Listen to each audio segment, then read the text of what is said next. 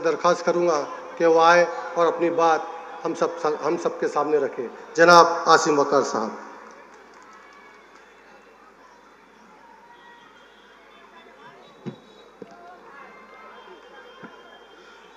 अस्सलामु अलैकुम वरहमतुल्लाहि वबरकातुह। डाइस पर तशरीफ फरमा कुल हिंद मजलिस इत्तेहादुल मुस्लिमीन के कौमी सदर नकीब मिल्लत बैरिस्टर आली जनाब असदुद्दीन ओवैसी साहब, MIM के हैदराबाद से आपके बीच में तशरीफ लाए हमारी पार्टी के विधायक जनाब अहमद बलाला साहब, जनाब तैयब भाई, और बाइखल्ला से मजलिस इत्तेहादुल मुस्लिमीन के विधानसभा के उम्मीदवार जनाब फैयाज अहमद खान साहब। मैं सीधे मुद्दे पर आता हूं। इस चुनाव में बहुत सोच समझकर आपको वोट देना है। इस चुनाव में बहकाने, भड़काने और भटकाने वाले लोग तमाम आप लोगों को रोज सुबह से शाम तक भड़काते और भटकाते होंगे। आपसे कहा जाता होगा कि भारतीय जनता पार्टी को रोकने के लिए जो सरकार बना रहा है उसका साथ दो।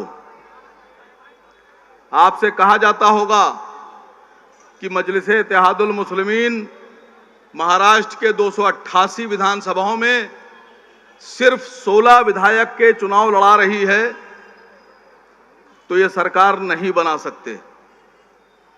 ये कहा जाता है आप लोगों से। मैं एक सच्चा वाकया, सच्चा किस्सा सुनाने के बाद आपसे फिर आगे मुखातिब होऊंगा।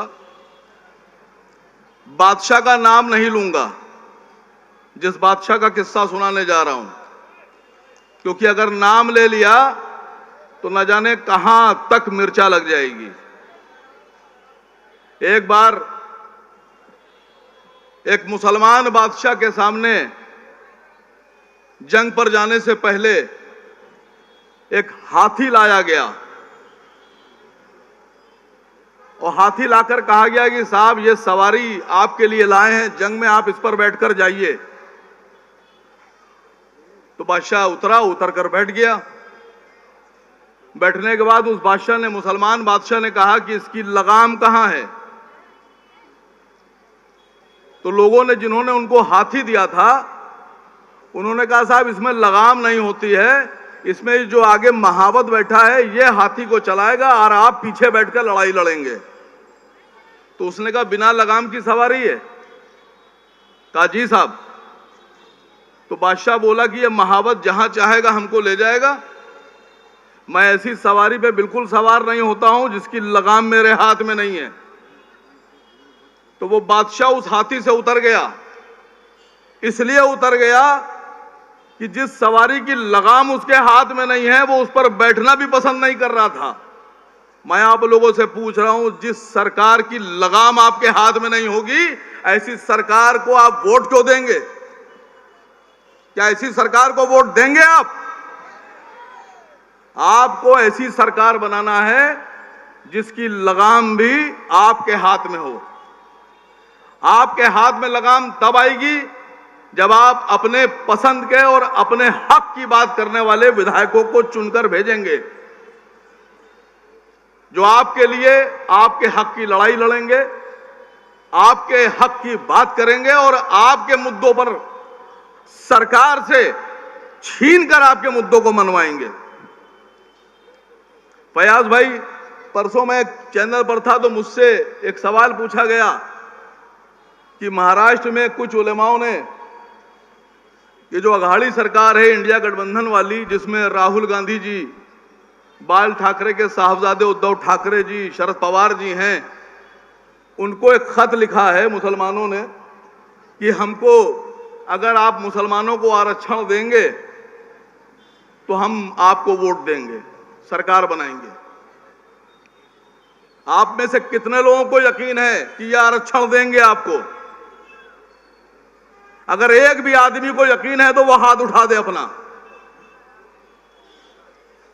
अब मैं उन तमाम लोगों से जिन्होंने ये खत लिखा है कि उनको आरक्षण चाहिए और ये उद्धव ठाकरे से मांग कर रहे हैं, मैं उन तमाम मुसलमानों से ये बात पूछ रहा हूं कि वो उद्धव ठाकरे हैं जिनके वालिद का नाम बाल ठाकरे था, जिन्होंने शिवसेना का निर्माण किया था।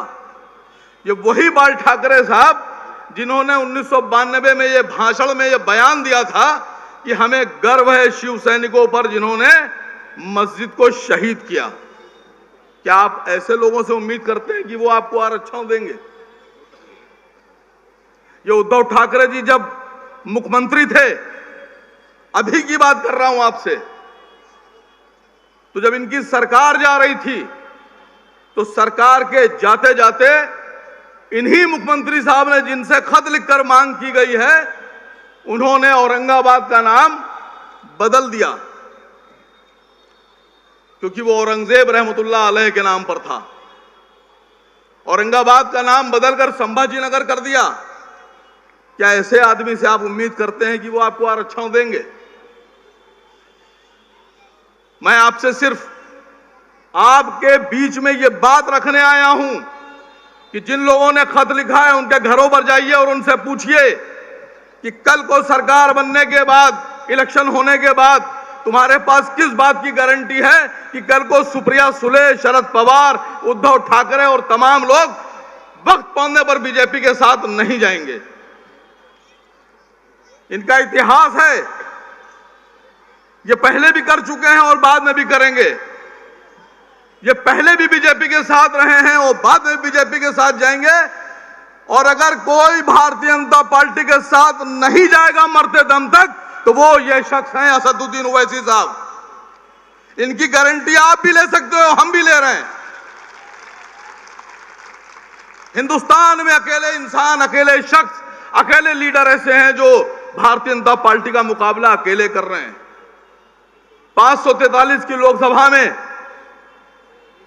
543 की लोकसभा में वो तो अपने नारे बहुत लगा रहे थे, चीख चीख कर लगा रहे थे। अगर किसी ने मुसलमानों के लिए, मुसलमानों का सर ऊंचा करने के लिए नारा लगाया है, नारे तकबीर अल्लाहू अकबर का, तो वो ये बैठे हैं। अगर ये आपके लिए लड़ाई लड़ रहे हैं तो आपका भी फर्ज बनता है कि आपको इनके साथ खड़ा होना पड़ेगा। जनाब हजरात, एक नाम है यहां नितेश राणा।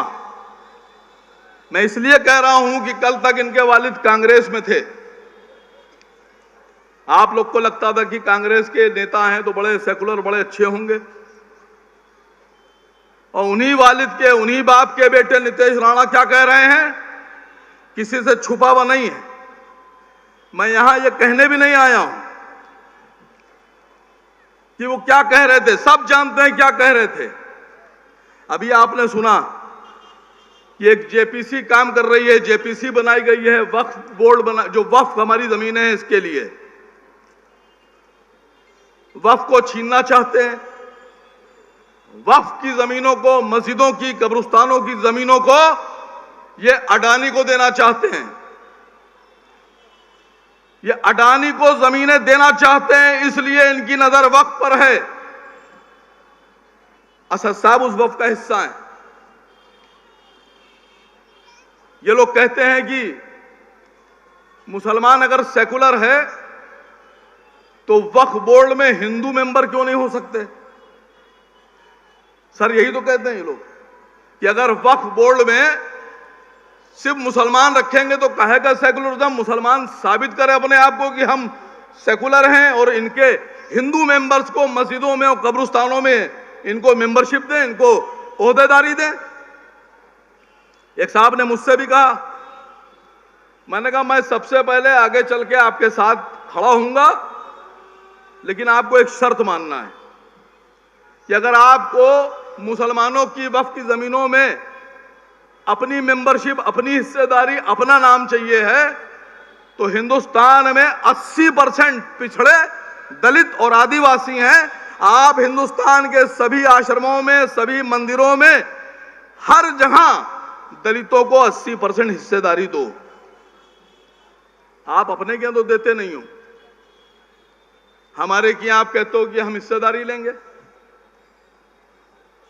और ऐसा नहीं कि खाली वक्फ पे इनकी नजर है, ये वक्फ की जमीनें अडानी को देने के बाद मंदिरों की जमीनें भी देंगे, गुरुद्वारों की जमीनें भी देंगे, आदिवासियों की जमीनें भी देंगे और दलितों की जमीनें देंगे।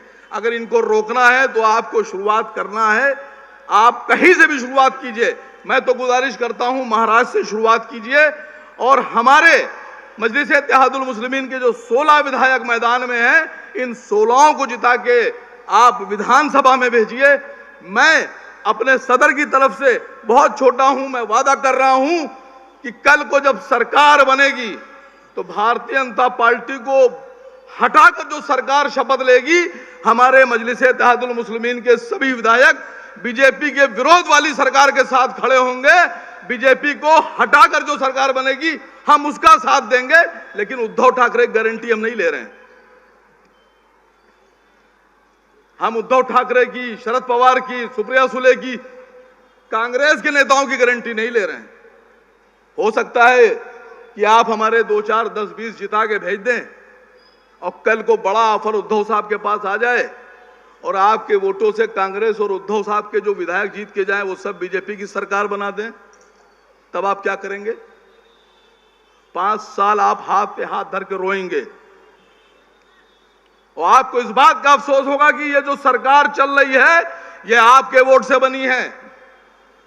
इसलिए मैं गुजारिश कर रहा हूं कि 20 तारीख को बहुत सोच समझ के फैसला कीजिएगा। जीत हार अल्लाह के हाथ होती है, न जिताने वाले आप न हराने वाले आप, लेकिन आपको इस बात को सोचना होगा कि 20 तारीख को जब आप वोट देने जाएं तो आप ऐसे आदमी को वोट दें जिसकी गारंटी आप ले सकें कि वो बीजेपी के विरोध में था और मरते दम तक बीजेपी के विरोध में रहेगा। उद्धव की गारंटी नहीं है, सुप्रिया सुले की गारंटी नहीं है, शरद पवार की गारंटी नहीं है। चचा अलग, भतीजे अलग। मैं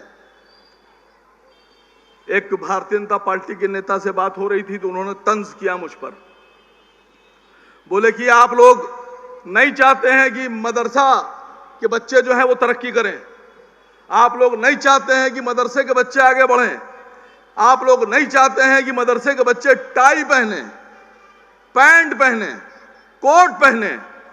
मैंने कहा भाई बड़ी अच्छी सोच है आपकी, आप अगर हमारे बच्चों को टाई पहनाना चाहते हैं तो बहुत बढ़िया बात है, लेकिन हमारे बच्चों को टाई बाद में पहनाइएगा।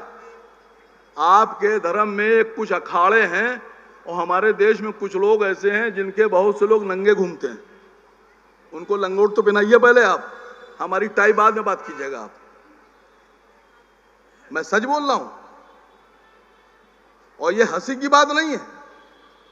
ना ये आपको टाई पहनाना चाहते हैं, ना ये आपको एजुकेट करना चाहते हैं, ना ये आपकी तरक्की चाहते हैं, ना ये आपके वक्फ बोर्ड को सही तरीके से चलाना चाहते हैं, ना ये हमारी बहनों को तरक्की देना चाहते हैं, ना ये ट्रिपल तलाक पर ईमानदारी से काम कर रहे हैं। अगर ये ईमानदार होते तो मुसलमानों में तो पूरे हिंदुस्तान का जो सर्वे है वो 1,12,000, कुल अब तक जो सर्वे हुआ है वो 1,12,000 हमारी महिलाएं हैं जिनको तलाक दिया गया है और उसमें से कुल 1.5% ऐसी हैं जिनको ट्रिपल तलाक दिया गया है 1,12,000 में।